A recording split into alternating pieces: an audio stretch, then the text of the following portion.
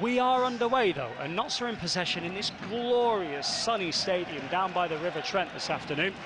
And they switch the play from right to left as Jim O'Brien loses his footing on the turf and the ball goes in behind him. Chorley get an early touch, but the Magpies straight back in possession. It's good to see Dion Kelly-Evans back out there. They have missed him in the last couple of games because they've had to play a centre-half out of position due to, well, Matt Tootle just not being in favour at the moment with Neil Ardley and at the football club. As he declared on Twitter only a day or two ago, he is fit, he's not injured.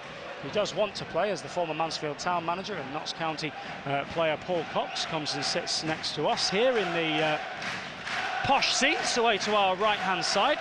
Used to play for him, didn't you, Tomo? I did, yeah. He got us out of the conference, the National League for Mansfield. And as we said earlier about Target, man, he was the one who brought Matt Reid to Mansfield Town, and he was a big part of us probably getting promoted out of this division. I still remember the long throws from Exodus Gahagan and the... There were certain aspects of that season I didn't quite enjoy. No, I'm quite sure, absolutely.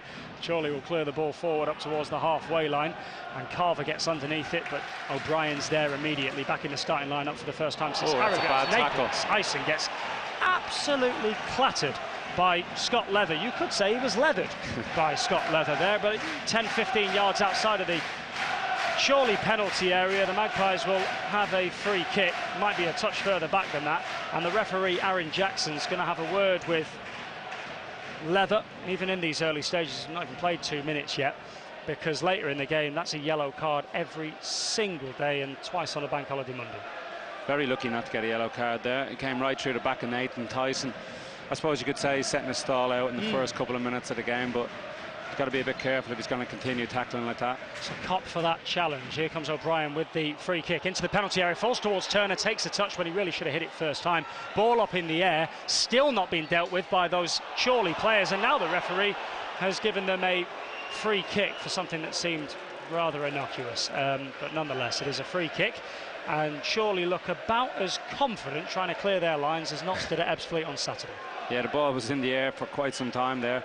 You can see that obviously every time that ball goes in the box, Ben Turner is the aim. He's the big header in the Notts team, and he's causing all sorts of trouble every time he goes up. Scored a great goal at Ebbsfleet, and let's hope he continues today to cause so much trouble for him. He is by far and away the biggest player on this pitch, and it was something you noticed before the game as Chorley played the ball away down the left channel and over the top. Slocum comes and gets an early touch in all green this afternoon. You noticed it before the game as he bowls it out to the left-hand side that a lot of these non-league teams are big, they're powerful, and they're very, very strong in their size.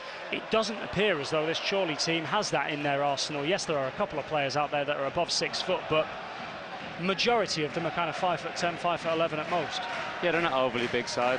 I think Notts are probably the bigger team, which will probably be a bit unusual in the division this season. And they brought in Bagiogo as well, who's another 6-footer in at left back, so quite a big side Notts today. They have to use that to their advantage at all set pieces. Early throw in, 3.5 gone, 0-0 here at Meadow Lane as Doyle gets a touch of the ball. It's now with Chorley all in red. Cottrell plays it across out to the left-hand side, which is towards Blakeman, as the Chorley fans chant that Notts aren't famous anymore. But some of the more cynical and pessimistic Notts fans would probably say they've not been famous for quite some time, actually, but yeah, they had to take the sign down. Throw in taken. Mitch Rose doesn't control it, and so Carver gets onto the ball on the left wing just inside the Notts half, but a good tackle made by McCrory, and now Rose comes across and wins it back, and Notts are dictating the pace of play and having most of the possession in the early 4 minutes of this game. It's still goalless. Here's O'Brien down the left wing. He's got a couple of men on his back, and he goes down and gets a rather fortunate free kick. I think he knew that the ball was going to bounce off of him and go out for a throw-in, so down he went, but the contact is there, and it was a bit clumsy from Chorley, and so Notts have another free kick near the edge of the... I usually would go with their nickname now, the Magpies, but not so the Magpies, but the Magpies of Chorley's penalty area. It's about 5 or 6 yards outside of it on the left wing. Here comes that cross, headed away, out towards Michael Doyle, who lifts it straight back in. There are a number of Notts players that are offside, but the keeper comes and plucks it out the sky regardless. 5 minutes on the clock. What have you made of the early stages, John Thompson? Yeah, I think Notts have settled pretty well. I would like to see them pass the ball just a little bit quicker and just up that tempo a little bit. I think they always look better passing the ball at pace and moving it from side to side. That's when I think other teams can't live with them. So just in the midfield, I think Doyle maybe, And Jim O'Brien at times just taking an extra touch where he could just move it a little bit quicker. Doyle has it on the halfway line, goes back to McCrory, and now finds Ben Turner. Notts are unbeaten in their last 3, but they have only won 1 in their last 6, so it depends on which side of the coin you want to have a look at that, as Jim O'Brien wins it back for Notts and Doyle tries to shift it quickly up into the feet of Dennis. Pass was just a touch astray, and now here comes Chorley working the ball out to the left-hand side. That was good from the team in red here this afternoon. Now to Newby, slots it into the penalty area to Carver, who shoots, and it draws a good save out of Sam Slocum, and it's going to be a corner kick, first of the game, to Chorley. John Thompson was shaking his head, probably at the ease of which Chorley managed to work their way through the Notts lines. That just looked far too easy for me. There was players 2 and 3 yards away from their men. Nice little passing move by Chorley. It shows that they have got some good footballers in their team, and in the end they needed a very good save from Slocum, because that was going in the bottom corner. So I think Chorley have just settled into it in the last minute or 2 and just showed that they are capable also, playing some nice neat football.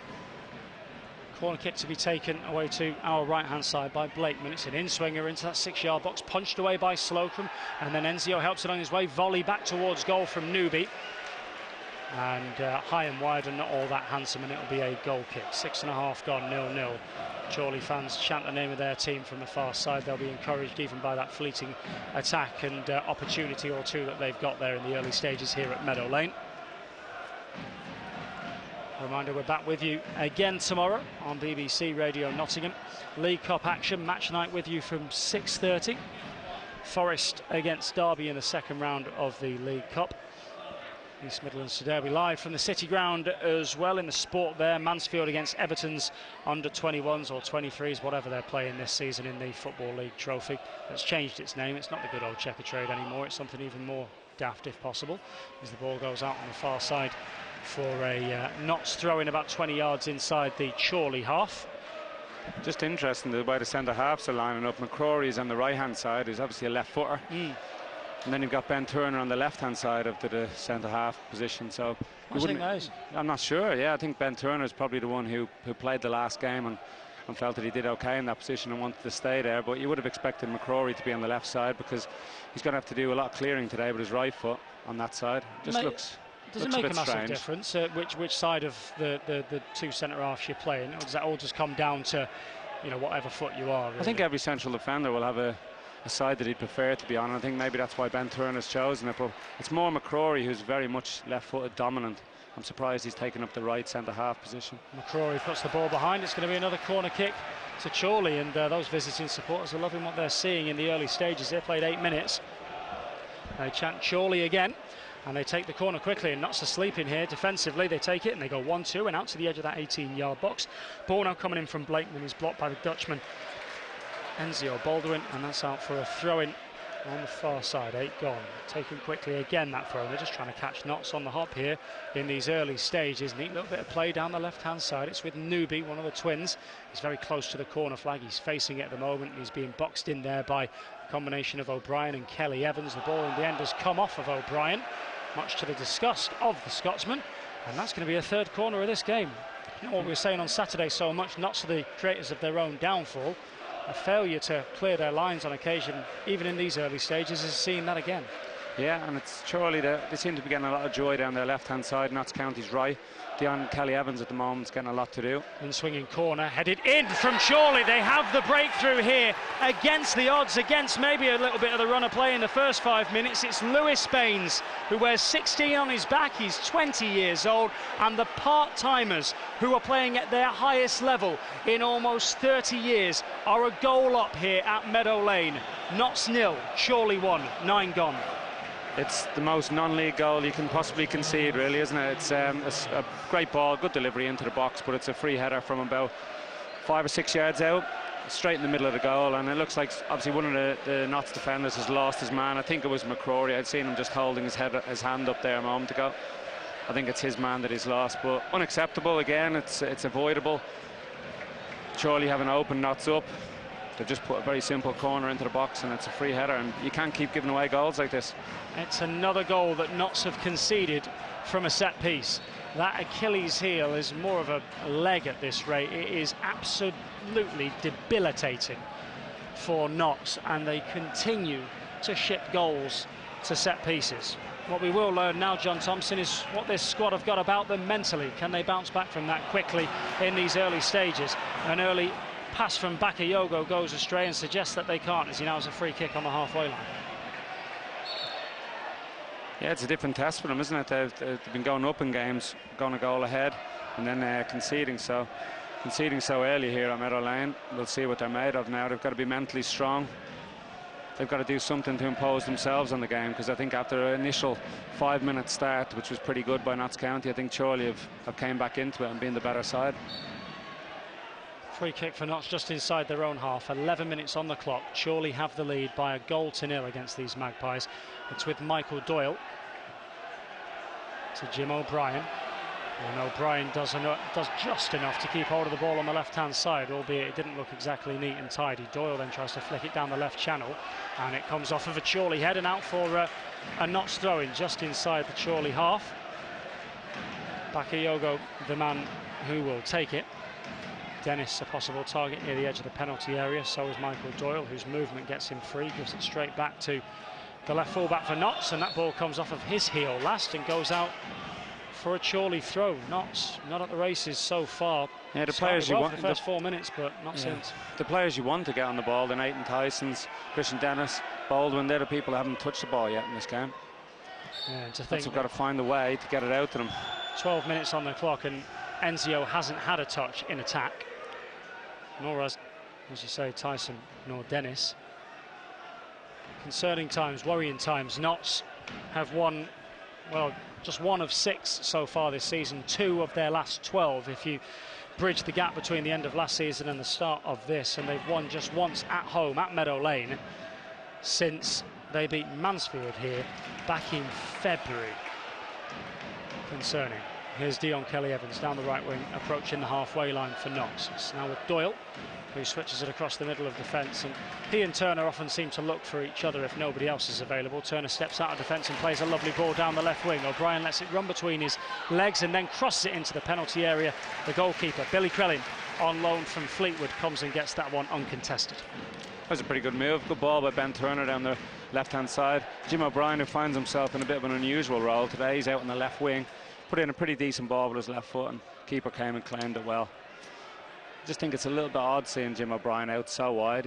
He's not a winger. I thought I would have seen him going in a little bit more centrally at times and giving the extra man in the middle of the pitch. He's staying out very wide at the moment.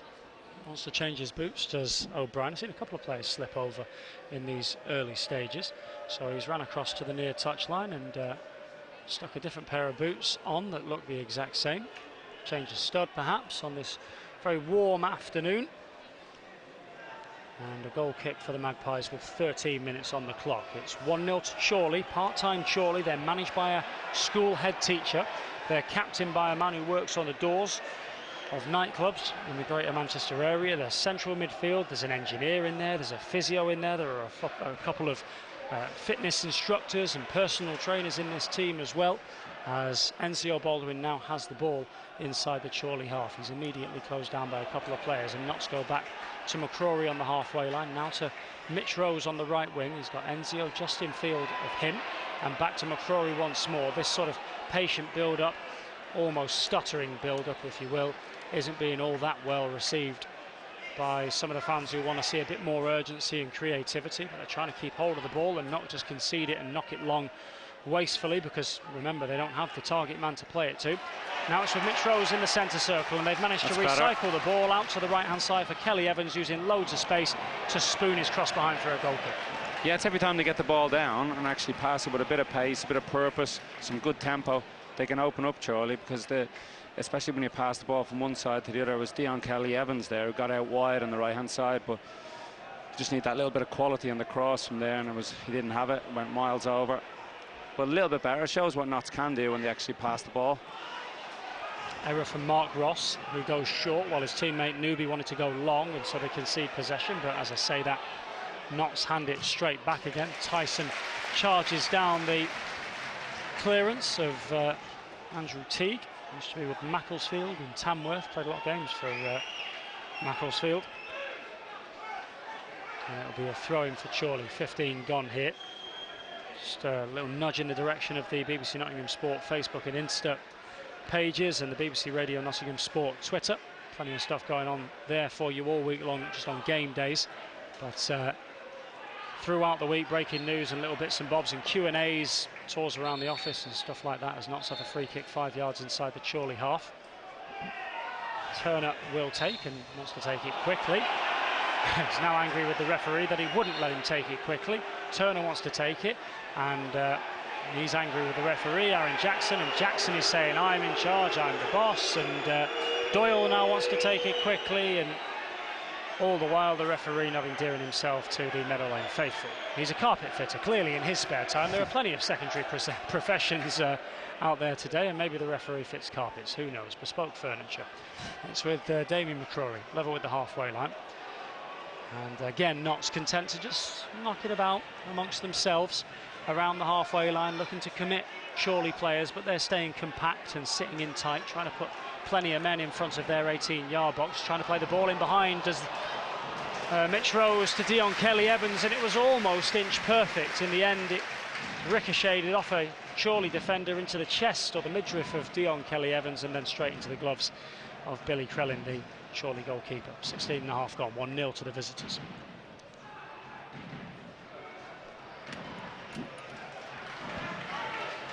Slocum quickly bowls the ball out onto this left-hand side for Zamana Bakayoko, who gets a start, first time in a couple of weeks, and Jim O'Brien gets a rather fortuitous free kick. Chorley players aren't overly pleased with it.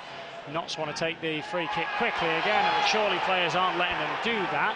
So the referee's going to come and have a word with one of the twins, which is Elliot Newby. I only know by the number on his back. And Notts take the free kick short again. Mitch Rose falls inside the centre circle. A few times. There's a lot of players slipping over today, yeah. I know they watered the pitch heavily before the game. I wonder why in particular they are all struggling. Maybe they've all got the wrong studs on. Ball down the right-hand side from McCrory to Enzio. The ball skims away off of that surface and out sprints even the speedy Dutchman, and it will be a goal kick. 17 gone. Yeah, I think since Chorley have scored the goal, they have sat back a little bit, and I mentioned they would started in a 4-3-3, but they're looking more like a 4-5-1 the more and more they're playing. They're getting men behind the ball, leaving the one man up top. And I think that's what you tend to do when you score a goal. They're sitting back a little bit. And that's allowing Notts to come forward a little bit more. I'm still not overly happy with the partnership at the back there for Notts with McCrory on the right-hand side. Even there, he's just pinged the ball out of play, whereas a right footer on that position would have been able to loft it down the line just a little bit better. So I'm not sure why that's happening, the two centre-halves at the moment. Dennis gets the ball into his feet from McCrory from that free kick, and he neatly switches it across to Rose. Now down the right wing for Tyson.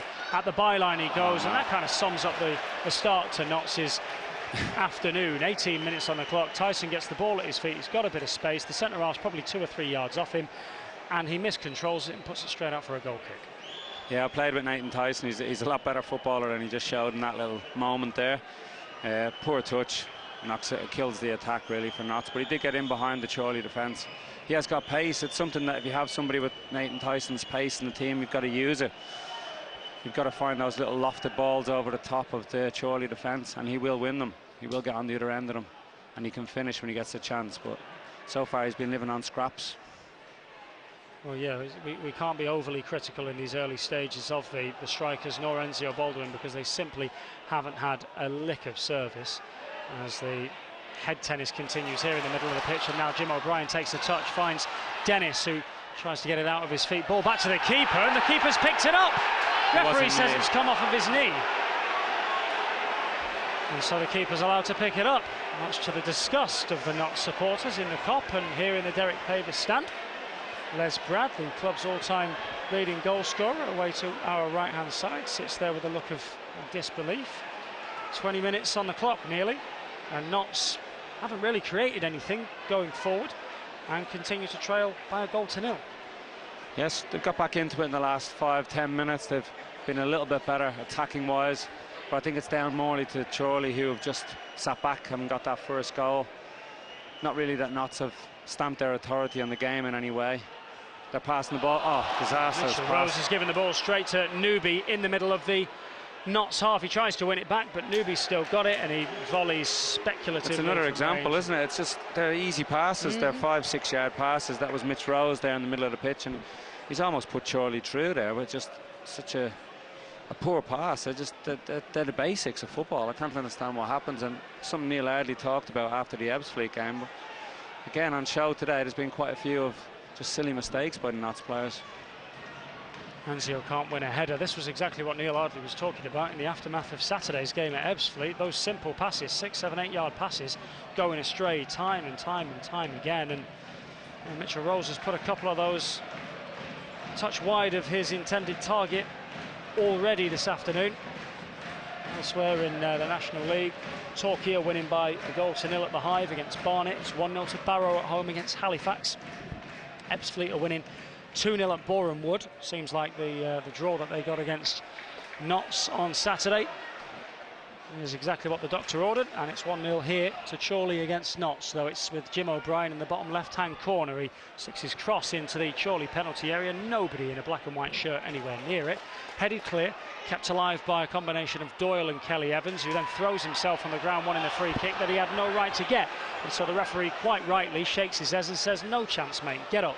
And so here comes Marcus Carver, the big, tall, gangly number 9 for the visitors. He finds one of the twins. It's Newby, wears the 7 on his back. He fakes to cross. He gets to the edge of the Notts penalty area, gives it to his brother with the 11 on his back. Back to his brother once more. Looking to play intricate little passes around the edge of that Notts penalty area, and there's plenty of space there, and they've done exactly that. They've created a great opportunity. Is he offside? No. Good job that he had a poor touch on that far side, the Chorley man, because he was 7 yards out. He was, what, 2 or 3 yards of his space of his own, and he could have scored. Maybe should have scored. A better player with a better touch would have scored. They are passing the ball for fun just around the Notts defence at the moment. The Newby brothers and Carver, as a three up front, are just causing all sorts of problems. They're not doing anything at any great pace. Then, you know, players that just seem to be 2 and 3 yards off them each time they pass a simple ball to each other and getting shots away. It's not good enough defensively. Boo's starting to ring out occasionally here around Meadow Lane. Notts fans understandably frustrated at what they're seeing from their players. The manager Neil Ardley as well. He's won 7 of the 35 games that have come and gone since he took over as manager of this football club. That is a win rate of 20%. And they, as I say, have won just 2 of their last 12 games, spanning across the 2 seasons, the 2018-19 season, 2019-20, which we are now currently in.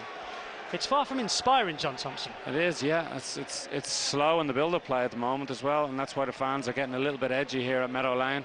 They want to see that Notts are taking the game to Chorley, and it's quite the opposite at the moment. Here's Jim O'Brien out to Bakayoko on the left wing, the only shaded area of this pitch as it hides in behind the Derek Pavis stand, and Chorley will put the ball out for a Notts throw-in. A couple of players down there warming up. One of them is Wes Thomas, who had those 2 glorious opportunities to what would have probably won the game at Ebbsfleet on Saturday. Now it's with O'Brien. Bakayoko down there offering the option, but he goes to Tyson, who again shows a loose touch. He battles to keep hold of it and manages to squeeze it back out wide to O'Brien. First time cross in there, and the keeper comes for it, and the defender heads it away. And off they go again here to Chorley, and Newby's probably been hauled to the ground by Mitch Rose. Yes, he has, who's well, frankly, had a bit of a stinker in the first 24 minutes, so I'm not sure many of the Notts players have covered themselves in glory. It's concerning. It's as we said before the game, this is all due respect to Chorley.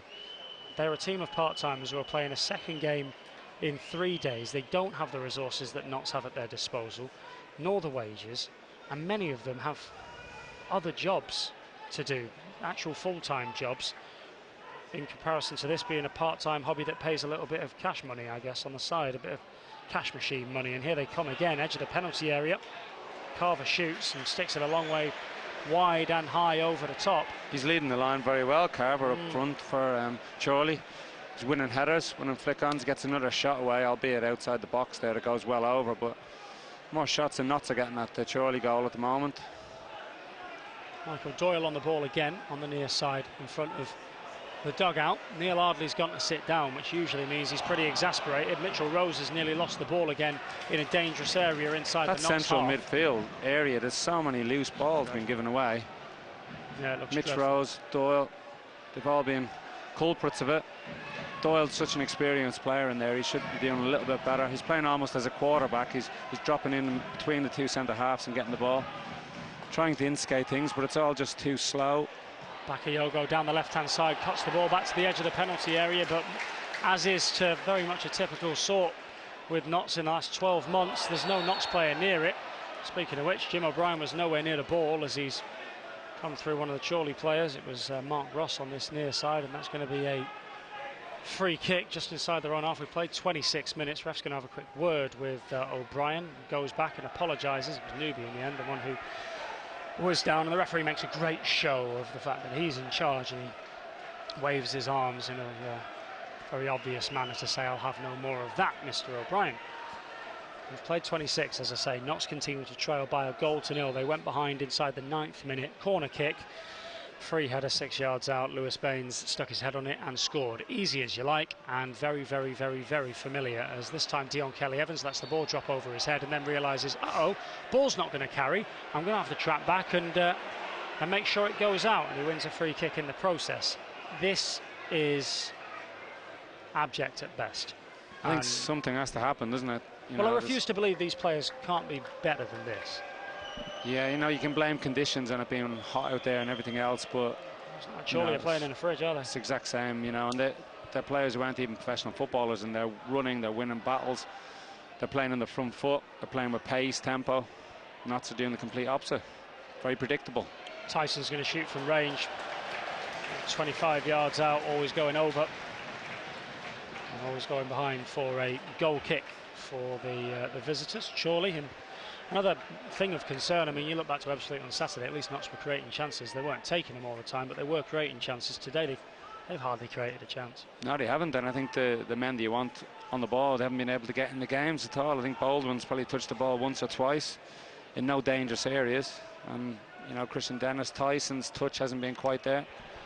And it's Chorley again who are winning the flick-ons, and they're attacking Notts again. Yeah, it's with Newby on the left-hand side, got his brother just in from him in the penalty area. Quick step over, cuts it back to him, he shoots, he curls it inches wide of the far post and should score. It could be 3-0, and listen to that. And I think that's the first time the Notts fans have let their team know out there, this is unacceptable.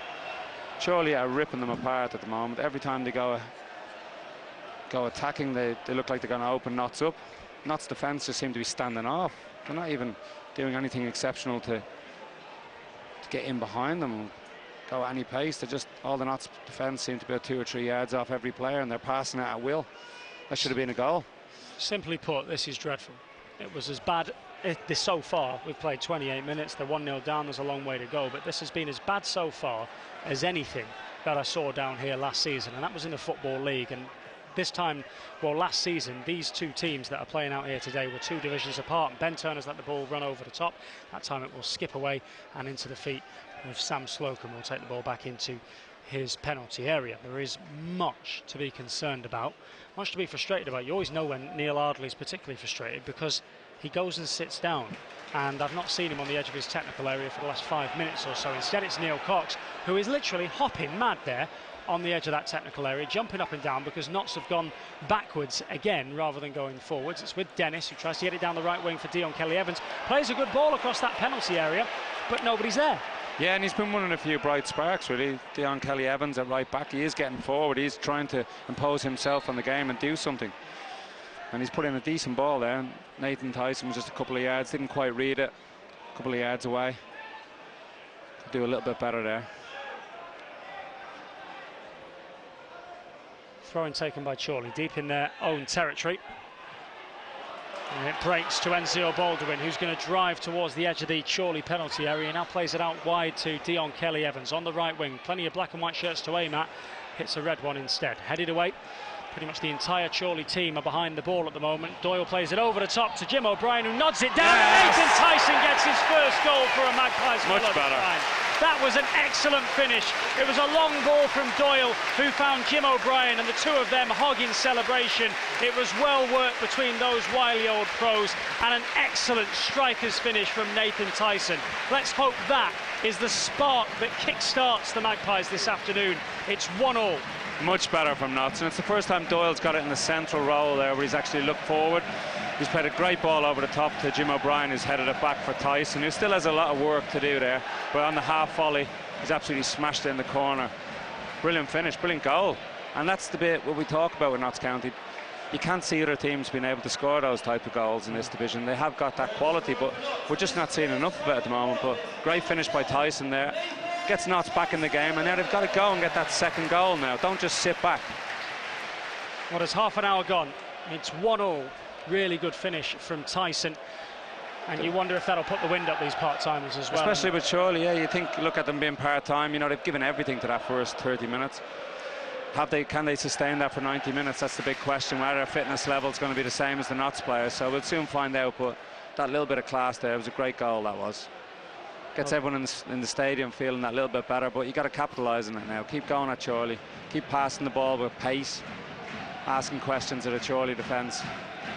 And get on the front foot for the first time in this game, really. I thought Carver was offside, but the referee and the linesman on this near side disagree. But Notts have possession back regardless on the edge of their penalty area. Bakayoko just dithering on the ball, looking for an option to present itself, and nearly loses it. Well, he does, but Jim O'Brien goes and wins it back, and then he gives it to Enzio Baldwin and says, go on, have a run.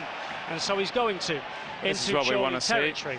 He draws a couple of players and now slots it out wide to Dion Kelly-Evans. Back to Mitchell Rose, who hears the call of his captain Michael Doyle being told to shoot from about 35 yards. Instead, he dinks it out to the left-hand side for Bakayoko, who's now in an attacking position. Ball into the penalty area. Keeper comes and grabs it comfortably enough, but that's better already, just 2 minutes after the goal went in. Much better. Michael Doyle's finding a lot of space now in the midfield, and he's further up the pitch as he gets it. He's not in between the two centre halves trying to play 45-yard diags. He's getting a switch and play, and he's causing trouble for Chorley. And Notts looked a lot better now since that goal. Seems to just calm them down a little bit. 32 on the clock. Notts 1, Chorley 1. As McCrory comes across and boots the ball high in the air, albeit not that far away. Again, that's where you want the right foot. Newby back to Carver into the penalty area. He's bearing down on goal, and he draws a save out of Sam Slocum. It was straight into his midriff, but it's still alarming how easily Chorley are cutting through the Notts defenders. That should be in a goal again, you know, and it is McCrory who's playing on that right-hand side of the centre. He's taking a swipe at that, and it's gone 30 yards in the air. Chorley have taken it down and got a shot away, and you look at it and you think, well, would a right footer have done a little bit better in that situation? I think he would have done. Can't understand the centre-half positions at the moment. Doyle into the feet of O'Brien, just inside the Notts half. It's now with Rose on the right-hand side of the midfield. He tries to float the ball up over the top. Nathan Tyson gets on the end of it, edge of the penalty area, falls to Dennis, who shoots. It's blocked. It comes back to Doyle. Midway through the half, plays a poor ball. Does Doyle? He knew it as soon as he'd hit that one. He knew it was going to end up at the foot of somebody wearing red. And it's now with Elliot Newby on the right-hand side. Impressed by how the Twins have gotten forward and how they've linked up with Marcus Carver, the number 9 for Chorley here this afternoon. They've played very well. Yeah, they're fit lads, aren't they? They're getting up and down the pitch well, supporting the one man up front. Dennis loses the ball. Again, it's just another one of those passes. They're so easy passes, but not continuous to give the ball away. There they go again, with Newby trying to slot the ball through to Carver, but this time Ben Turner doing just enough to keep him out, keep him at bay. It's with Kelly-Evans, puts his foot on the brakes and finds Mitchell Rose. I think some fans wanted the early first-time ball down the right wing for Enzio. Neil Ardley, meanwhile, still sat on the ice cooler box down below us. And Neil Cox is doing all of the screaming and shouting at the moment. Bakayoko on the left wing. Turner plays it forward, looking for Dennis, who chests it down. Will it find Jim O'Brien? No, it won't. It should have done, but the two of them with miscommunication. Now Notts have it back, thanks to a good tackle from Bakayoko. It's with Doyle, who switches it to Rose, and Rose will now go across to the right-hand side. And there's plenty of space out there for Dion Kelly-Evans. He's got loads of time. He checks it back to Mitchell Rose. Now to Michael Doyle, dead centre, about 45 yards from goal.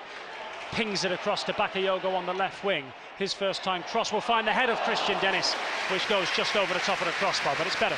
Much better. The ball's been passed side to side. Bakayoko found himself on the left wing there and put in a decent ball, to be fair. And Christian Dennis was the one who got his head to it, but couldn't quite direct it at the goal. But it's, you know, it's much better when they're attacking. When they do it quickly, it's Chorley can't live with Notts. They really can't. It's just that I think this game so far has been summed up a bit like Notts' season. They have the quality to break down these teams very easily when they up their game and their tempo. But yet again, they're defensively questionable when it comes to set plays, and that's why they find themselves at 1-1. Meanwhile, Notts County's goal scorer Nathan Tyson is down on the edge of the 6-yard box, and he looks to be getting some treatment on his left ankle. Must admit, John Thompson, I didn't see. No, I didn't see it. Yeah, it wasn't in a tackle, I don't think, unless he's just kind of over on it. It's 1-1 here between Notts and Chorley. Chorley taking the lead within 9 minutes, and it could have been 2, and frankly, it probably could have been 3. Notts have been, well, at 6s and 7s defensively at times, and if you haven't been listening, you're only just tuning in now, and you're wondering, wonder how Notts conceded. If you had to take a guess, you'd probably say it's from a set piece, and guess what? You'd be right. And then Notts firmly second best, even after conceding here against a team of part-timers, managed by a head teacher, captained by a bouncer. I've said it already, but against the run of play somewhat maybe. First real opportunity that they created, Michael Doyle with a lovely clipped ball into the penalty area for Jim O'Brien, who just about stayed onside, though as the goal was happening I was thinking, I'm glad VAR's not at this level. We're a long way below, a long way from VAR in fairness. Yeah, nodded it back out into the feet of Nathan Tyson, and bang, slapped the ball into the bottom corner of the net on the volley. It was a lovely finish from Tyson. Meanwhile, this referee's just a bit odd. Absolutely convinced that he has to be the man who says where and when these free kicks are going to be taken, even if it's completely inconsequential when they are. Bakayoko picks up the ball on the left wing inside the Notts half. He could have ran with it, he's got the pace, but instead he checks his run and goes back. Neil Ardley's back, he's back on the edge of his technical area now. Sky blue polo top on this afternoon to match the sky blue sky that sits above Meadow Lane across the Jimmy Cyril stand. No flag up there today, but there wouldn't need to be anyway, because there's not a breath of wind in this part of Nottingham down by the River Trent. You're listening to BBC Radio Nottingham as Zamana Bakayoko gives the ball away once more. It's with Nubi, who turns, looks for some options, tries to slot it in between the two Magpies defenders, McCrory and Turner, who do just about enough to get the ball away from him, and just about enough to kind of bumble it back to the goalkeeper, Sam Slocum. Nathan Tyson's, by the way, absolutely fine, back on his feet. Jim O'Brien is on the ball as he clips it out to the right wing for Dion Kelly-Evans. It was a nice little floated ball. He's looking for the option of Enzio Baldwin in front of him, but he wasn't there, so he's come back inside instead. 38 minutes on the clock, 1-1 as Tyson plays it out onto this left wing. Referee nearly got in the way of that, and it's back at the feet of Bakayoko once more. Now Mitchell Rose, he's looking for the crossfield ball towards the diminutive 5'6" right fullback Dion Kelly-Evans, up in amongst the trees of the 6+ defenders for Chorley. Makes you wonder why. Some odd decision making going on. And with 7 minutes to go before the break, it's all square here at 1-1. Ben Turner's going to run down the left wing, out of centre half, out of left back, and then he plays a lovely weighted ball down the left wing to Bakayoko into the penalty area, who again gives the ball away as he tried to cut it back to Christian Dennis. I think if there was a competition between Bakayoko and Mitchell Rose as to who's given the ball away more so far, it keeps going back and forth. It's with Nubi on the right wing. He dances away from McCrory. McCrory now stays in front of him, gets back in front and tries to keep it in before he then puts it out for a throw-in. A throw-in taken quickly, and Notts are absolutely asleep there from that throw-in. It's Nubi to another Nubi and back to one more. There are twins, if you hadn't heard. Jim O'Brien will play it away down the left wing, and Teague will get there first. Tyson takes a tumble off the ball. The expense of Jake Cottrell, the former FC United player, making his 5th appearance of the season. That's a lovely weighted pass from left to right, nearly. Mark Ross just couldn't quite get on the end of it, but again a little concerning that no Notts player seemed to have picked him up. Throw in it is. inside the 40th minute. 1-1 here, 1-0 to Wrexham at Hartlepool, 1-0 to Dover against Woking today. Let's go to Woking on a Tuesday night at the end of October. That'll be a thrill. Dover are beating Woking. It's not too long until we go to Dover. Notts trying to clear their lines defensively. Turner stabs the ball up to the halfway line. Ebbsfleet is still 2-0 up at Boreham Wood this afternoon. Barrow 1-0 up at home against Halifax. And Torquay are now 2-0 up at Barnet. It's with Chorley with 5 minutes remaining in this first half. Newby's on the ball, held up by Enzio Baldwin. He gets it back after playing a 1-2. Teague wants it, number 4, the skipper. He won't get it. And Blakeman tries to spin away from a couple of Notts players. He couldn't, and now Notts can launch the counter if they can. But at the moment, it's a one-man counter-attack, and that's Nathan Tyson against 5 red shirts. And unsurprisingly, he concedes possession. Chorley will now try to sort of mount a counter of their own, but Bakayoko snuffs out the danger. And it's Notts who have it once more. Bakayoko on the ball on the left wing, level with the halfway line, directly in front of the 2 Neils. Cox and Ardley. Bakayoko goes all the way back to his goalkeeper and turns and looks at his coaching staff, his manager, and says, well, what did you want me to do? There were no other options on. What can Notts do better, John Thompson? Apart from everything. Credit does deserve. You know, they've got back into the game when it was looking very poor. They were goal down, passing, giving the ball away. One moment of brilliance. It was a very good goal by Tyson, and I think they've got back into it, so they do deserve a bit of credit for getting back into this. But yeah, there's so many things wrong with it as well, Charlie. I mean, there's so many passes that have just gone astray, easy balls. They've not played with as much tempo as they should at times, and just basic defensive errors, and that's why they find themselves in this position. Credit has to go to Chorley. They played with the one big lad up front, and the 2 Newby brothers are getting up, supporting him very well. But there's a lot of things that Notts can improve on. Hopefully they'll get to the second half and work on those things with the manager at half-time, and they'll improve. Jim O'Brien's on the ball at the halfway line, and he finds Bakayoko, told to go long first time. Floats it down this left-hand side, almost non-committal like. And Chorley are back on it again. The concern for me is that on Saturday, many of those errors that you just pointed out then, simple passes going astray, defensive frailties, getting beat for the long ball, not playing direct enough, not playing with enough energy. These are all things that Neil Ardley mentioned after the game as the ball curls into the middle, and Carver nearly gets on the end of it. In fact, a better striker probably does, as Turner and McCrory don't seem to have any chemistry alongside each other as centre-halves whatsoever. And Turner has played with 3 or 4 defensive partners already in his brief Notts County career. Now, my concern is that Neil Ardley said he was pointing all those things out on Saturday and that the players weren't implementing them. And here we are 48 hours later, and they're still not listening. They didn't listen clearly on the way home. They've not implemented those changes, those errors that they were giving away on Saturday. They continue to give away on Bank Holiday Monday. That's a concerning thing. You think to yourself, are the players actually good enough to take these lessons on board? Well, here comes the counter-attack as Newby rolls the ball out onto the left wing. Carver loses his footing, and it's only that is the reason why Notts come back up with possession. As we approach the dying moments of this first half, we've got 2 minutes of 45 remaining. We'll maybe a minute or 2 of added time on top of that as Brad takes his leave for half-time. You wonder what a man like Les Brad, what a man like you, in fairness, we got a guy who captained this club to promotion not all that long ago. What on earth you must really be feeling deep down when you're looking at performances like this from a football club that's obviously close to your heart.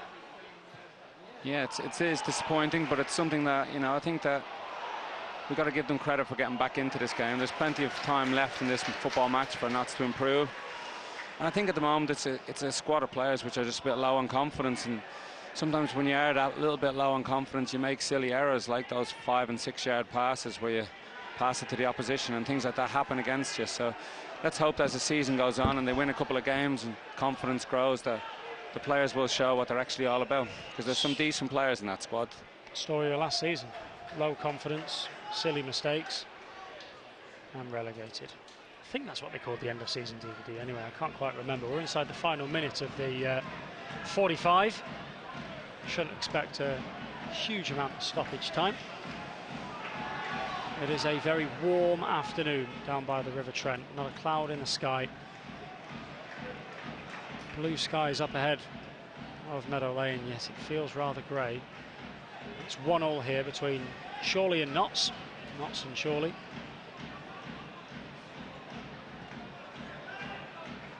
Turner's on the ball level with the halfway line, finds Michael Doyle, turns, and Christian Dennis immediately pointing where he wants the ball, but it'd have to be a wonder ball to get to him.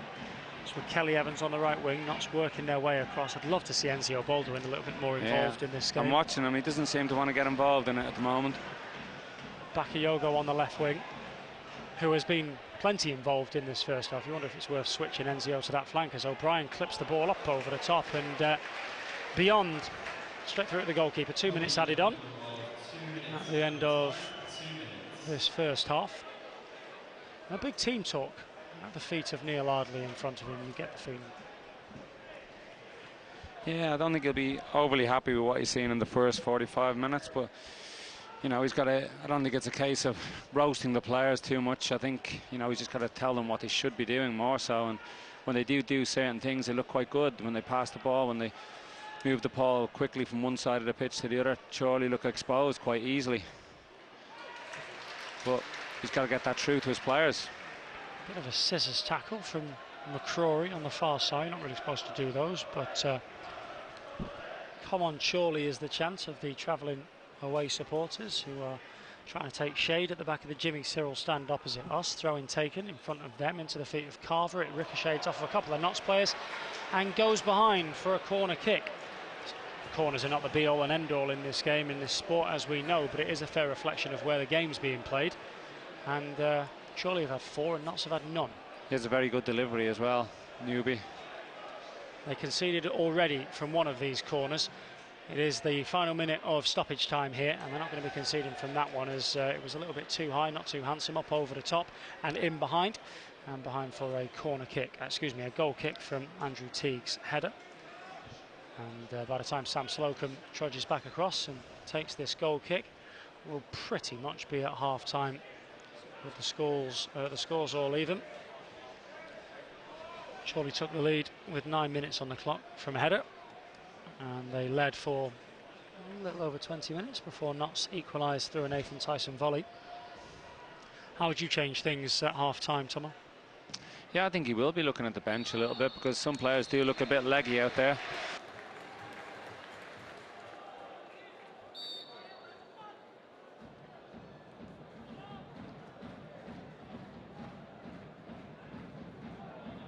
So there's plenty of time now in the second half to put things right and get that second goal. Well, meanwhile here, my word, Marcus Carver has just double dragged back between 2 Notts players, rolled the ball between his legs, and then kind of threaded the eye of the needle between those 2 Notts players. I think he beat both of them, Damien McCrory and Dion Kelly-Evans, about 3 times each, and then he won a free kick. That starts the second half. And that's not the way that Notts want to start. The opposite to what we wanted. He's been good, Marcus Carver, up front on his own. He's ran in every channel, taking the ball down. That was a great bit of skill there at the end line, and he's won himself a free kick here, which is dangerous for Notts County. Yeah, it's like a short corner. It's about 5 yards along the byline from there. Ball to the back post, header one at that back stick as well, and you would argue, I would certainly make the argument, that Josh O'Keefe, the Chorley midfielder, probably should have hit the target with that header and could have doubled the lead. Yeah, he found himself at the back stick there, jumping for a jumping width. To be honest, you wouldn't want Christian Dennis as the one who was trying to tackle him and trying to win the header with him. So yeah, just a bit dangerous. I was just worried about Notts County when they get a set piece against them. They always seem to give away a header at either end, and Christian Dennis wouldn't be the best in the air, but they've got to be at least challenging for balls. You might not win every one, but you can at least put the other opposition off. Here's Bakayoko zooming down the left-hand side. He's going to beat his man. His first time cross deflects. Tyson nearly gets there, but the keeper does just enough to ensure that he comes up with the ball. We've played nearly 2 minutes of this second half. It's 1-1. As for Chorley, they've got Fleetwood loanee Billy Crellin in goal. At right back, Mark Ross. Left side, Adam Blakeman.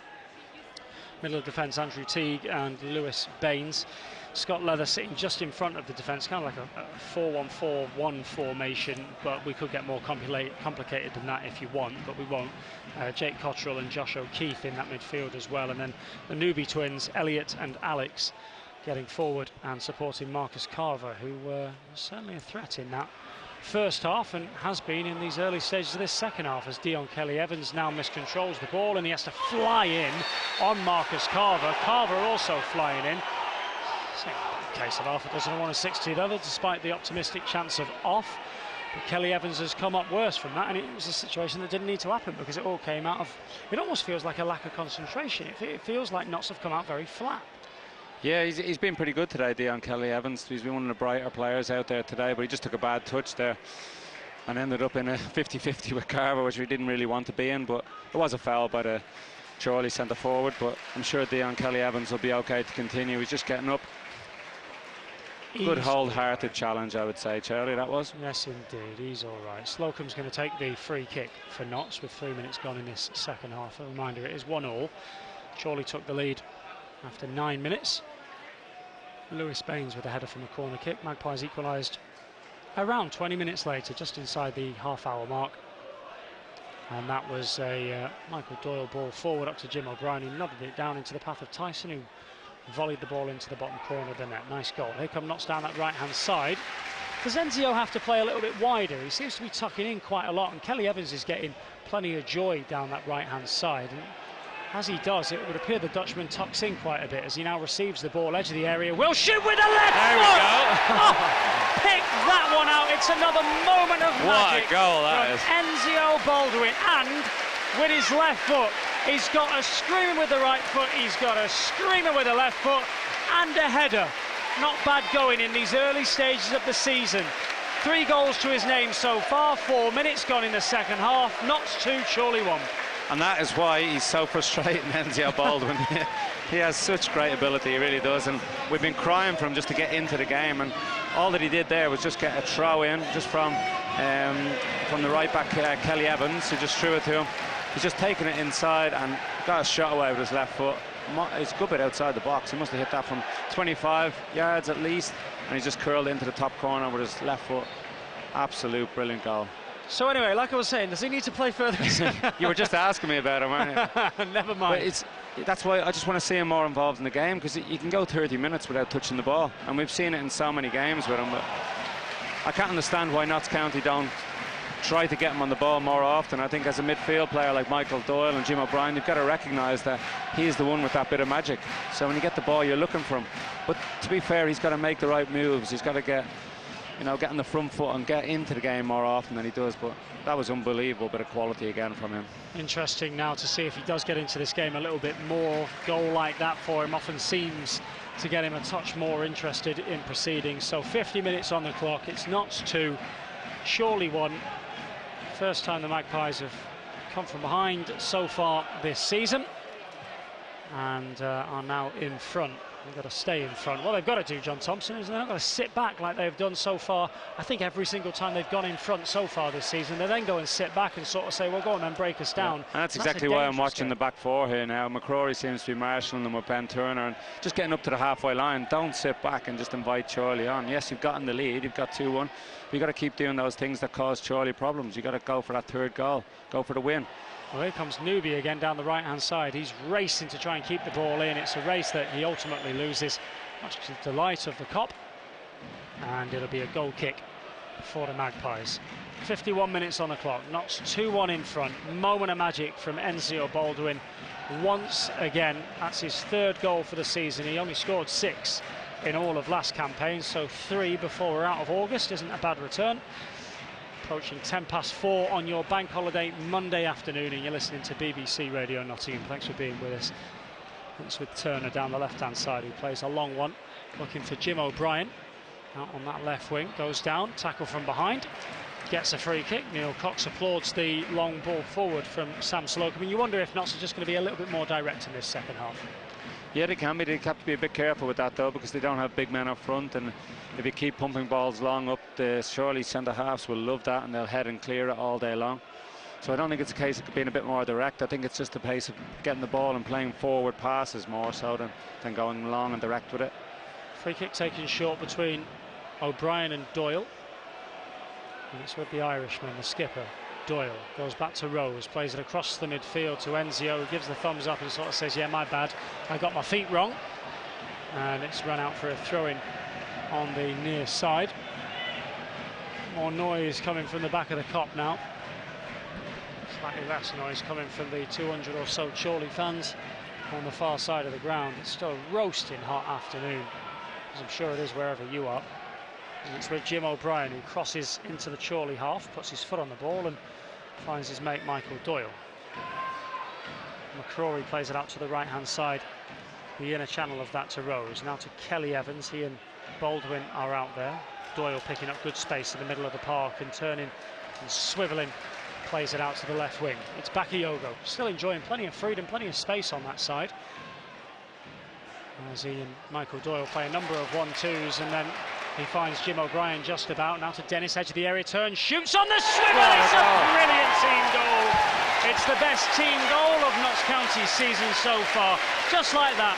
Amazing what a bit of confidence can do. There must have been 20, 25, 30 passes in the build-up to that. And with 53 minutes gone, it's now Notts 3, Chorley 1. What a goal, what a great finish as well, outside the box when he turned and hit that with his left foot. Superb finish, but yeah, it was just the build-up play was so much better as well, wasn't it? It was Doyle and Bakayoko came up that left-hand side. Some nice little intricate passing. And Christian Dennis, when he's turned and swiveled on the edge of the box, that's a fantastic finish, that is. And he always felt that Notts County had that extra gear that they just had to try and find. They seem to have found it in this second half, but first half was disappointing at times, but they came out second half and that little bit of quality is showing. Is it Chorley that have maybe got a little bit fatigued in the second half? I'm not so sure. I think Notts have showed some unbelievable quality with 2 great goals. Different team this, different approach from Notts County. It must have been a hell of a team talk from Neil Ardley at half-time. I think the basis of it was pass the ball to your teammate rather than to the Chorley team. Sometimes the simple stuff works. Here comes Chorley. Some neat play down the left-hand side. It's with Newby, who's going to cross the ball into the penalty area, but it's headed away by Ben Turner. And now Christian Dennis, the Notts number 9, has it. Goes back to O'Brien, and that ball deflects away. Referee's rather kind. Gives Notts a free kick. 10 yards in front of their own penalty area. A nice opportunity just to settle things down a little bit. So Dennis moves on to 3 goals for the season before August is out, and Nancio Baldwin likewise. Nathan Tyson getting off the mark today as well. It's good whenever you score, obviously, but it's always a touch more encouraging when it's those players in the furthest forward areas of the pitch that do so. Here's Ben Turner to his best impression of Harry Maguire, stepping out of defence, playing a 1-2. He's now in the area as O'Brien fizzes across into that 18-yard box. Mitchell Rose controls it sort of on his chest and then falls over and gets back up and somehow manages to maintain possession. And Turner now trudges back to the halfway line and goes, whew, bit hot for such forays forward, as Bakayoko offers the overlap down the left-hand side. He's got Dennis and Bakayoko. Some of your distribution at times good involved in the third goal, but that time tries to play the ball down the left-hand side and sticks it far too far in front of Christian Dennis and behind for a goal kick. 10 minutes gone in the second half. Notts 3-1 up. You can see Bakayoko, he's got some very good attributes. He's quick, he's athletic, and he gets up that left-hand side. But as you say, some of those little passes, he just loses a bit of concentration just on some easy passes. And that was another one there where he was in a good opportunity where it squandered a bit for Notts. But much better from Notts. I think you can hear the Notts fans now are a lot happier on the ground. That tension seems to have lifted. Carver's just thrown himself to the ground with Ben Turner close behind him, but he wins a free kick and it's just outside of the penalty area. It's only a yard or two outside of the 18-yard box, and it's to the left of centre, perfect for a right footer. And Elliot Newby, former Barrow and Altrincham and Telford man, has gone and grabbed this. There are other players close at hand as well. Adam Blakeman is or Blakeman as it's also pronounced, is also stood there offering the left-footed option, but I'd be amazed if it wasn't Newby who hit this one. It's a 4-man wall. Sam Slocum has got them ready, and this is a dangerous moment for Notts County as the referee's just making sure that everybody's settled in that wall. Newby makes sure his boots are right and cleaned. Blakeman there as well. It is going to be Newby who sticks it well over the top of the crossbar. It was still rising as it hit the stand. Yeah, it was in a nice position for a right footer there. Newby's been pretty good on his corners today. He has good delivery, but that was a poor attempt there. He tried to get it over the wall, but it didn't cause any problems for Sam Slocum, who, to be fair, today has been pretty steady. I think he did a lot better. He's had a decent start to the season as a goalkeeper. Made a bit of an error down at Ebbsfleet, but he's looked pretty steady at the back today for Notts, so didn't trouble him on that one. Well, there's certainly a change on the way for Chorley, because the three members of the coaching staff have been in deep thought and discussion for the last couple of minutes or so. But Wes Thomas has just been called back in by Neil Ardley, and so he's about to enter the fray as well. Christian Dennis tries to nod the ball on for his strike partner, Nathan Tyson.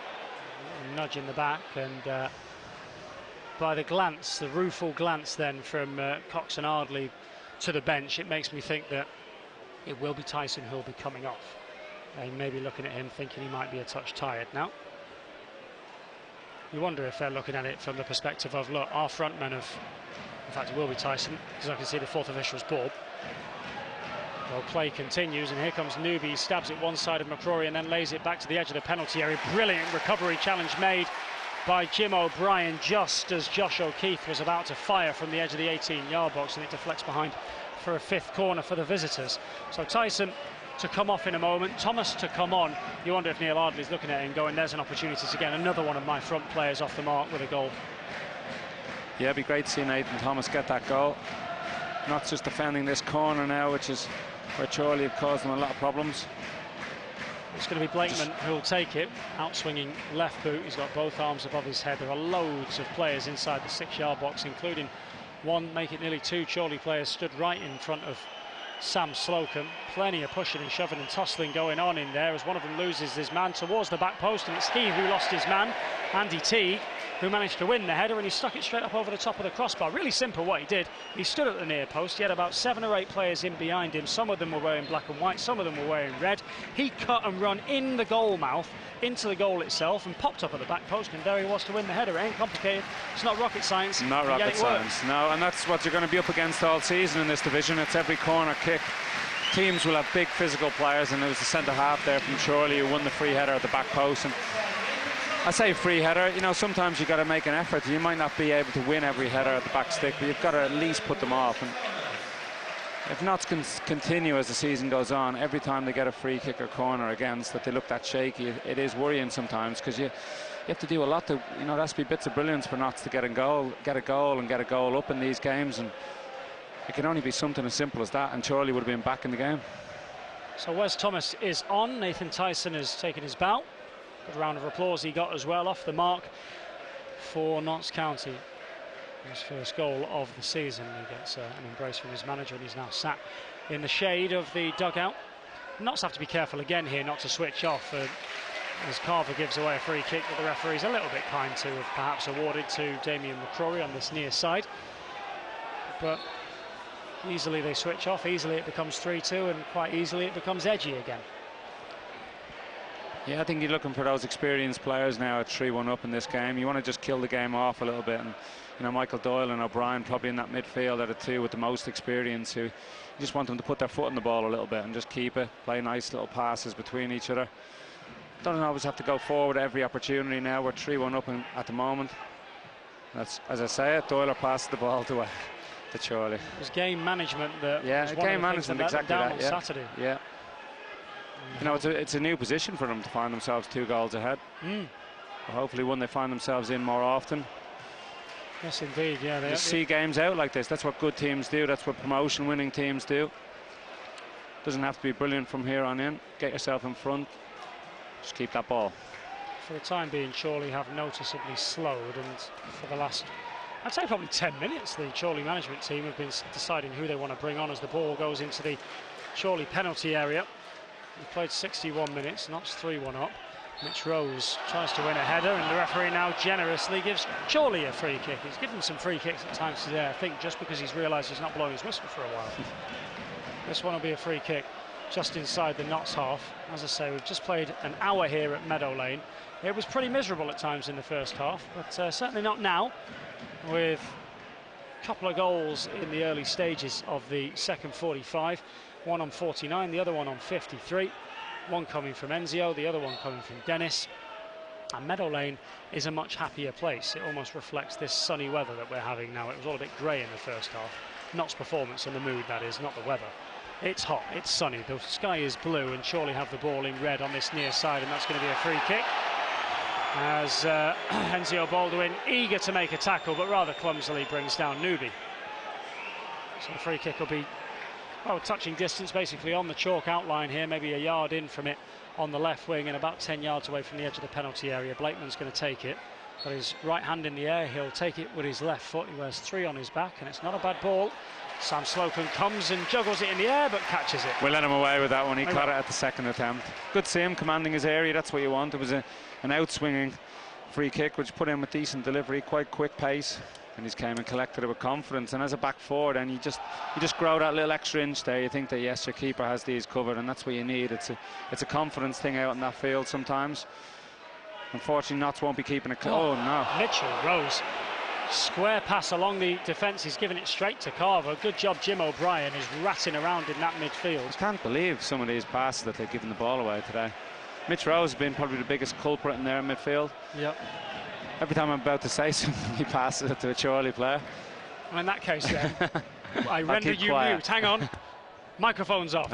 I'm just kidding, I need somebody alongside me for the rest of this game. Here's NCO Baldwin to Rose. You can see why he's in there, though. He did find his man there. Yeah, you know, I'm not knocking him. He does do a lot of work in that midfield, Mitch Rose. A lot of unseen work as well, but just those little silly passes that he keeps giving away is just blighting his copybook today. There's a lot of time left in this game, and just feel a couple of the Notts players starting to slow it a little out there, and there's a suddenly very relaxed feeling around this stadium. But there's half an hour left with a bit of stoppage time. Here's Wes Thomas on the ball. Can't control it, can't keep hold of it, and he's back with Chorley once more. First time cross into the area, on comes Sam Slocum and grabs that with plenty of authority, and then gets a bit excited and he bowls it out to this right hand side, and Dion Kelly-Evans has to sprint to try and keep it in, which he just about does. They ride their luck there. Notts going to throw in midway through the Chorley half, and he just get up a little bit gingerly there, did Kelly-Evans. He's okay.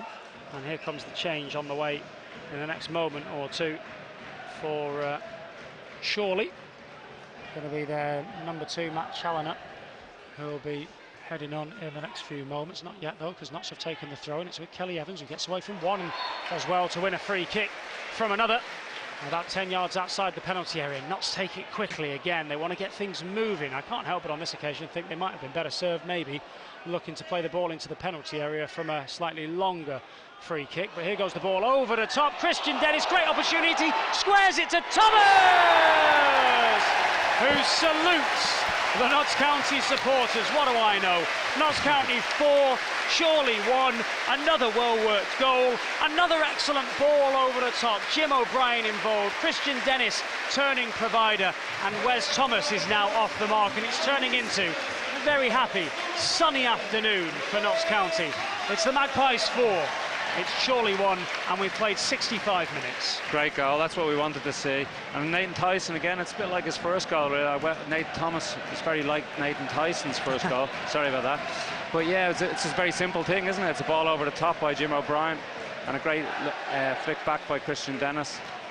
And now all the forward players have got a goal, haven't they, Charlie? Yep, Wes Thomas has got one, Christian Dennis has got one, Enzio's got one, and before he came off, Nathan Tyson has got one. I'm with you. I continue to get confused with those names, because there was a Nathan Thomas here last season, and now there's a Nathan Tyson and a Christian Dennis. I'm all over the shop.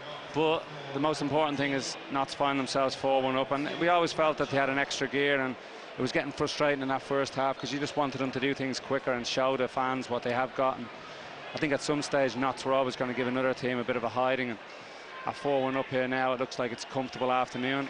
But at the first half it wasn't looking like this, so you know, credit to the team. You got to give them credit. It showed character because the fans were starting to turn on them a little bit, and some bits of brilliance, some great goals as well. It was one of the things that's so very frustrating about Notts on Saturday is because they've clearly got the ability. The ability is there. There's 5,082 here. And I think I heard 291 that have come from Chorley, which is not bad going. So more than 5,000 in here again on Bank Holiday Monday, on a hot and sunny one at the end of August, which is a decent attendance at this level, as Notts continue to lead the attendance table, if no other table at the moment. Well, hopefully it'll be both tables come the end of the season. But yeah, there's a lot to be optimistic about. I think they can get this team firing. Some very, very good players in this squad. if they start banging in goals, being a bit more steady at the back, there's no reason why this couldn't be a promotion season for Notts County. I'm reliably informed that the last time Notts scored 4 in a league game was a 4-1 win over Yeovil back in the April of 2018, the April of last year. So that's part of a year and a half ago, as the wheelbarrow starts to be sung with a bit more gusto from the Copperway to our left-hand side. A real celebratory anthem at Meadow Lane in these days. We've played 67 minutes. Notts 4, Chorley 1. Long way back for Chorley from here. Even a team as spirited as they are, and they've clearly got some talented players out there as well. 2 games in 3 days for a team, many of them are part-time. It's a big ask for them to try and get back in this game. I think it is. I think fitness levels have definitely dropped off in the second half from the Chorley players. They gave it everything in that first half. They matched Notts County in every department, but they have looked a little bit tired, a little bit leggy in the second half, and Notts have just stepped it up a little bit, kept the ball, kept them working hard in the sun. And those Chorley players now, they look a little bit dead on their feet out there. Bakayoko on the left wing, who finds Michael Doyle back there supporting in the middle of defence. Slocum. Oh no. Eesh. That's again, isn't it? Slocum a bit skew-whiff with his passing as he tried to switch it across the defence. And Notts have given away a throw-in. You can see there are still... It's weird to say this, and I may get accused of being pessimistic, but they're 4-1 up, but there's still plenty of things out there that concern me, because against a better team, they will be punished. Yeah, and there are better teams in the division, but they won't get away with mistakes like that. That was Sam Slocum there, just took his eye off the ball. Here's Newby. There's been numerous occasions today where Notts County have just passed the ball aimlessly, not getting to their man, and it just invites pressure. Now you find Chorley having a free kick here in a dangerous position. And yeah, this free kick, very dangerous. A yard outside of the penalty area to the left-hand side. The left foot of Blakeman's going to take it. I think back to a game that me and you did. It was a couple of seasons ago, and George Grant bent one in from this exact spot with his right foot into the far top corner. It was a beaut. And that was best part of 2 years ago. When we said he couldn't do it. Well, one of us did. Blakeman's going to take the outswinger with the left foot. He's surely not shooting. No, not with his left foot. I don't think. Not the way he's shaped up anyway, unless he's got Roberto Carlos's foot attached to him. He's instead going to square it to the edge of the penalty area to Newby, who will shoot. Fair play to Jim O'Brien, who charges that down like the mad Scotsman that he is, and he gets there. And now Doyle does likewise. Brilliant. And Notts clear space behind their lines and get a bit of room there. That was the sort of defending that has been missing on many occasions, but not on that time. You can see he's a good character, Jim O'Brien, isn't he? He gives everything to his game, throwing his body into tackles, and it just gives everyone a bit of a lift. And there's a moment of composure there as well from him in the middle of the park, as he had 3 or 4 red shirts around him, put his foot on the ball, found an option outright. 20 minutes ago. He looks a bit more happier in the central role rather than being on the left-hand side, but he's filled in there well for the team today. Almost playing a 10 at times, isn't he, the way he goes forwards? Yeah, he's having a bit of a free role in there, but he's done well because it's a new position for him. He, along with Doyle, want better execution from the teammates as Mitch Rose now turns away from his man and gives it to Wes Thomas. Chanting forward away to our left as Thomas! Oh my goodness, I swear you won't see a better goal than that anywhere today. And he salutes the crowd again from a full 25 yards. Notts County are going goal crazy, and Wes Thomas has a second goal since coming off the substitutes bench only around 15 minutes or so ago, and that one is an absolute peach. 71 minutes gone. That was the best of the lot. Notts 5, Chorley 1. I won't be getting his name wrong this time. Wes Thomas, absolutely unbelievable left-footed strike. And you know, he had a very tough game down at Ebbsfleet, missed a couple of chances, but he came on in this game, and 2 great finishes, but that was just unbelievable strike. Must be 25 yards with his left foot, just smashed it into the top corner. You won't see a better goal than that. That's confidence, it's amazing. You know, he missed a couple of one-on-ones down at Ebbsfleet, and he's just gone and done that, which is so hard. But I think the confidence flowing through the forward men now from Notts County. They can take this into the next game. They look great, look lively. There's plenty of goals in Notts County squad, as we've said before. Well, there's one for our Anoraks sat back in the studio. When was the last time Notts scored 5 goals in a league game. I am sure they will have that stat for us very quickly indeed, as Thomas gets hacked to the ground inside the centre circle by Josh O'Keefe, who is also the club physio. And that's a yellow card, and there can't be too many complaints for that one. Notts going goal crazy. Remarkable game this is, and just like that, Deke back in the studio has it. 5 goals in a game. The last time was against Chorley in League One back on the 8th of October back in 2014. Let's get Chippers involved. What was the score that afternoon? Notts against Chorley back in 2014. 5-3. My man, and that's why you're paid the big bucks. It was exactly that, 5-3. You do realise I have WhatsApp as well, don't you? But you did it so well with your kind of, was it 5-3? You didn't have to let people in on that. I was bigging you up. Just call me De Niro. We've played 73 minutes. It's a pretty decent atmosphere here now at Meadow Lane after such an abject first How football can half turn, times, it really isn't can, funny? yeah. The second half has been outstanding by Notts County, it really has. Some of the finishing, it's been top drawer. Chorley have fatigued, you can see that. I think the part-time footballers out there, they haven't been able to match the full-timers. Definitely different fitness levels, but you still have to have some unbelievable ability in your squad to score the goals, and Notts have. There've been some wonderful finishes. Yeah, I think Baldwin and on his left foot and Wes Thomas's strike there are probably the 2 outstanding goals. But lovely strikers finish from Christian Dennis on the Dennis, swivel edge yeah, of the penalty area. He's 22 yards out for that. Yeah. And then a great team goal as well, where there must have been 25-30 passes before that. I look forward to seeing that. Ball up over the top. Kelly Evans might get there. No, he won't. The shade is ever more encroaching onto the pitch. It's nearly half shaded now, almost. And Notts are going to make a couple more changes. On comes Regan Booty and on comes Sam Graham. It's a goal party at the moment. Everybody comes on, must get a goal. So Regan Booty, the next one to have a crack. Booty, crack. Anyway, we'll see who's coming off. And it's going to be the number 16 for Notts, and it's an opportunity to rest Dion Kelly Evans, who's just come back into the set-up after a couple of games away. Gets a nice round of applause from those here in the Derek Pavis stand, and he takes his bow with Booty coming on in his place. And Sam Graham, you would like to think, is going to give one of those kind of experienced campaigners a bit of a rest now, and it is exactly what's going to happen with Zamana Bakayoko coming off. Try dragging a Michael Doyle or a Jim O'Brien or a Ben Turner off this pitch. You've got no chance. No, everyone wants to be out when you're 5-1 up. So Graham coming on. And I think it shows the depth of the squad there, doesn't it? The players that Notts County, the firepower that they have available to them. There's no other teams in this division who can bring on players like this. And this is what they've got to make count as the season goes on. There'll have to be a bit of rotation there because there's so many forward striking options for Notts County. Meanwhile, Chris Holroyd has just come on for Chorley, taking the place of Marcus Carver, who's ran such a good race and did really well in particular in that first half. So he's made way, and Ntumba Masanka is about to come on, and that looks like one of the newbies who will come off, I think. Yes, it is. That is Alex Newby who has made way, and you just wonder how much in this second half. I mean, Notts have found their shooting boots, certainly, and they've played some lovely stuff at times, and confidence has rushed back through the veins again. But you wonder how much fatigue has started to also play a part with these Chorley players.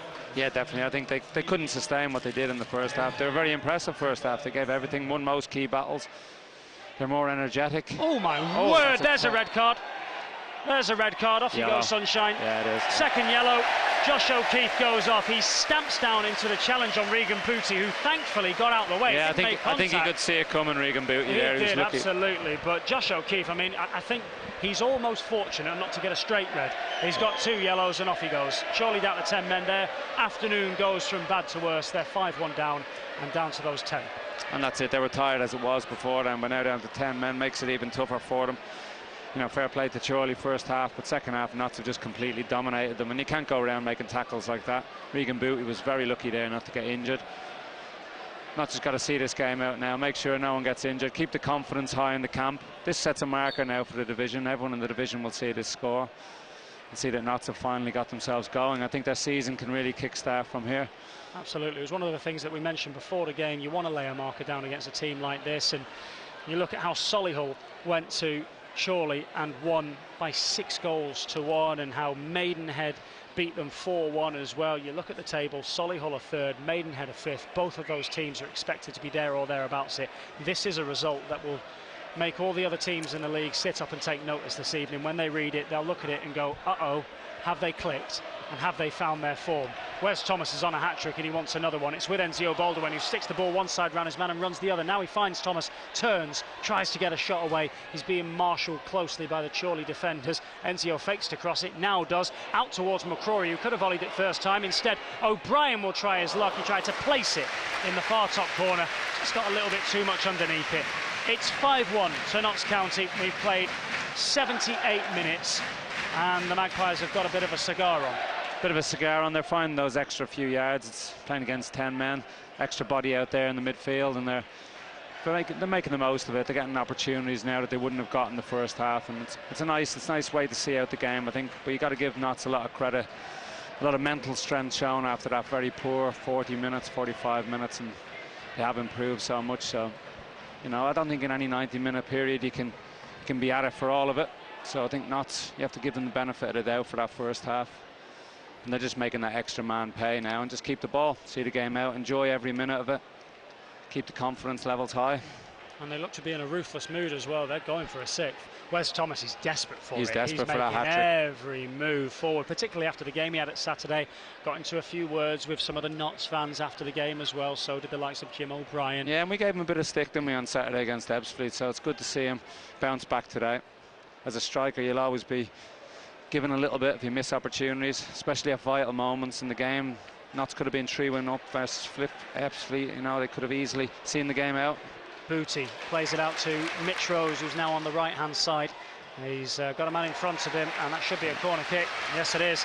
Believe it or not, that is Notts' first corner of the game. We've played 80 minutes. It's a game they're winning 5-1, and that's the first one of the entire afternoon for them. The chance of County all around this stadium in this gorgeous sunny afternoon. We hope we look back at this afternoon and say this was the afternoon that started it all, as the ball goes deep to the back post. Ben Turner nods it down. O'Brien volleys it. It comes out now towards Sam Graham, who lobs the keeper, and the keeper's had to pour it behind just over the top of the crossbar as he fell into his own net. It's a corner kick. Good effort by Graham, really. You have to make the most of that. Came to him very awkwardly, and he just managed to get a toe poke almost on it towards goal, but the keeper made a decent save. They go short to Get Doyle. the impression Notts could get another one here. Go back to Booty. First time ball into that penalty area is easily cleared away. All of the Chorley players are back there defending. And we'll have full reaction from Meadow Lane after 5 o'clock for you on BBC Radio Nottingham. You'll be able to hear from Neil Ardley. I would imagine we'll also hear from Wes Thomas. I'm just second guessing the Notts County media team, but he's got a couple and he looks like he wants a third. So we'll bring you that reaction. We'll then be on Facebook, which is BBC Nottingham Sport, afterwards, a Facebook Live, myself and John Thompson, chewing the fat on this, the season so far, and what is to come for the Magpies. And just a reminder to keep across that, and the Instagram, which is BBC Nottingham Sport, the Twitter, which is BBC RNS. We are back with you match night tomorrow from 6:30. Forest against Derby in the second round of the League Cup. Meanwhile, there will also be word from Mansfield, who play Everton's under-21s in the Football League Trophy. And then the sport just keeps on coming this week. We've got cricket for you on Wednesday. Notts at Worcestershire in the T20. They guaranteed their quarter-final berth yesterday with that brilliant victory against Yorkshire. That wasn't the only place that there was drama, of course, in the cricket, and we'll reflect on that after 5:30. The brilliance of Ben Stokes at Headingley yesterday. You just can't hear that commentary from Test Match Special enough.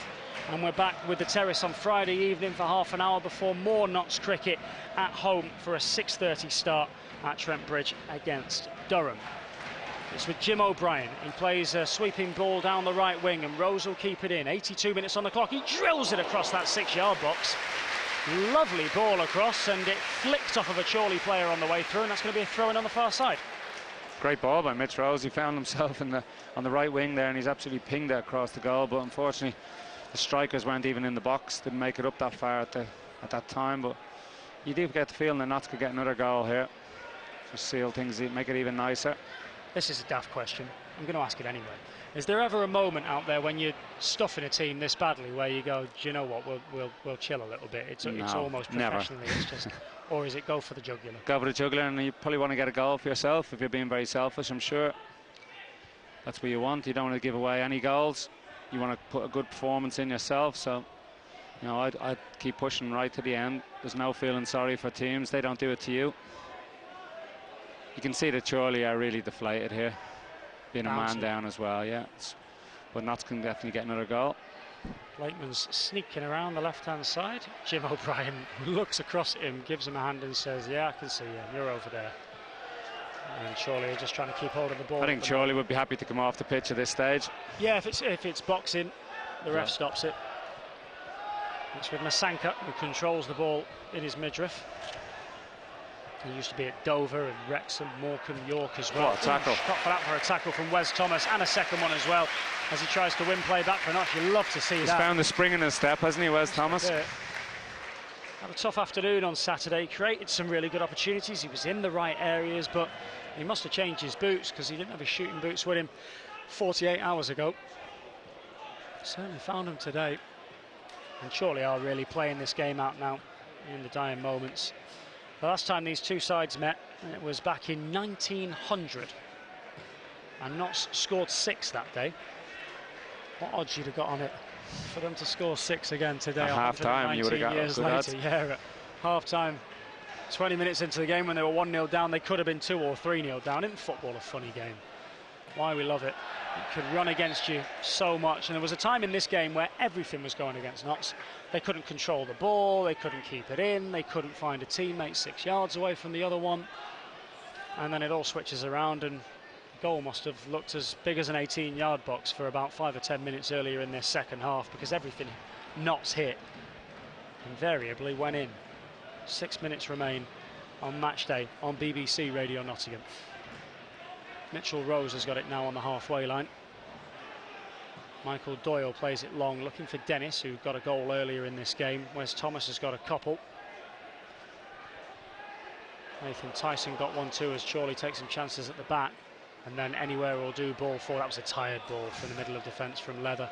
And Notts have it. Michael Doyle's still got plenty of energy. Rose into the feet of O'Brien. Back up the line to Rose. Doyle just taking his time for a moment on the halfway line, having a bit of a well-earned rest. And he's on the ball again now as the Irishman. And Notts just continue to thread passes together. I think they've probably strung more passes together in this game at different times than they did in the entire of last season, probably thrown together. But John Thompson is here, so of course Notts are winning. At least my charm is back, my little charm. Back, mate. When was the last time you saw Notts lose and you were working with us? A while ago. Yeah, a few seasons ago, I think. Doyle back on the ball once more, less than 5 minutes remain, and I mean really Notts are just playing this out. It's the sort of game where you 2 in 3 days, you don't even need to add stoppage time onto the end of it. Notts are in party mode and just playing their way through these Chorley players. They're down to 10 men, remember, after Josh O'Keefe got sent off for a bit of a lunge. He'd already been booked, but even if he hadn't been booked, I'm not sure the referee wouldn't have produced a red for that one. And Notts continue to be in possession in the middle of this park. It's nice play through the lines, finds Dennis now out onto the left-hand side for McCrory. There must have been 40-odd passes in this move before McCrory's ball goes in at the near post and straight into the gloves of the goalkeeper, Billy Crellin. Who himself, 19 years old, what could he have done more today to keep 5 of those out? I mean, they were all brilliant finishes. There's not a lot you could have done with them now, definitely not. You can't blame the Chorley goalkeeper at all. Sometimes some of the finishes were just outstanding. You can't do a lot about them. Great to see Notts scoring those goals. You can see it every player now. Chest is out, confidence is high. This was a big game. We spoke about it before the game. I think Notts' season really hinged a little bit on this game today. If things had gone wrong today, you're looking at it being a very long season in the National League. And now it's quite the opposite. It felt like they would have stooped ever deeper into a pattern of struggling. It just becomes harder, doesn't it? You know, we talk about confidence and players' confidence, little things, little passes. You can see now, no one's giving the ball away now, are they? How big of a role does confidence play? I mean, It's massive, and I think as a football club, Notts County, it's had a losing mentality for a long time, and it's something that had to be put right. And when you come into this division, it was always going to be a bit tough to settle yourself down. Notts, Mitch Rose nutmegs Newby, but then gets dispossessed by Blakeman, who was covering in behind. Brings to an end another spell of 25-30 passes. Jim O'Brien's back. He gets nutmegged this time by Newby, and he goes down under the challenge of Sam Graham. It'll be a free kick for Chorley. 2.5 minutes of normal time remaining. A real need, as I say, to add on masses of stoppage time at the end of this one, as Elliot Newby stands over the ball. He's going to leave it for Blakeman, I think. The left foot of Blakeman. Jim O'Brien is the one-man wall, breathing pretty heavy. Had a good game today, hasn't he? Yeah, he has. I think he's been everywhere on the pitch. I love his energy in there. Here comes the cross, and so can you get that? Yeah, it almost looked like Blakeman actually passed it to Slocum on that occasion. It was. They've gone, haven't they, Chorley? Oh, yeah. Almost from the start of the second half. They had about a 5-minute spurt at the start of the second half. They looked okay, and then since then they've just totally gone. But that's what you expect from part-time footballers. They train probably twice a week. Yep. Play a game at the weekend. They've been asked to play 2 games in 48 hours. It's probably a great time to have played Chorley today. But in saying that, let's not take anything away from Notts and those goals that they've scored today. Here comes Thomas, approaching the edge of the area. He shoots again, this one over the top by a couple of yards. He's desperate for that hat-trick, he really is. And there's wide applause around Meadow Lane for the effort. There were boos at half-time. There were boos at times in random passages of play in that first half, but there will be no boos at the end of this one. Definitely not, and you could feel the whole stadium was just starting to get edgy in that first half as the game went on. I think Chorley taking the lead had a big impact on the first half as well.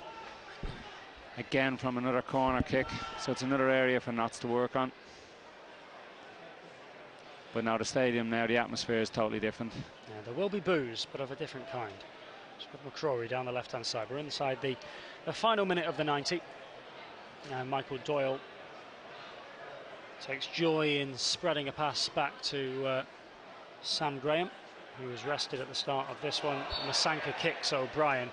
He's had the look of a striker on since he come on about 10 minutes ago, Masanka, of somebody who is going to kick someone at some point, or is going to catch somebody, because he's all arms and legs, and he's all energy, and he's desperate to try and make an impression, even though they're 5-1 down with 10 seconds to go. And yes, Jim O'Brien gets the kick. Michael Doyle plays it long to Christian Dennis, nearly gets it in behind the last man, who is Scott Leather. He'll be back in the office in the morning if he's got an office. He's an engineer, and the 90 is up, and so is the fourth officials board. He adds on 3 minutes at the end of this. What has in the end been a dominating performance from the Magpies against the Magpies.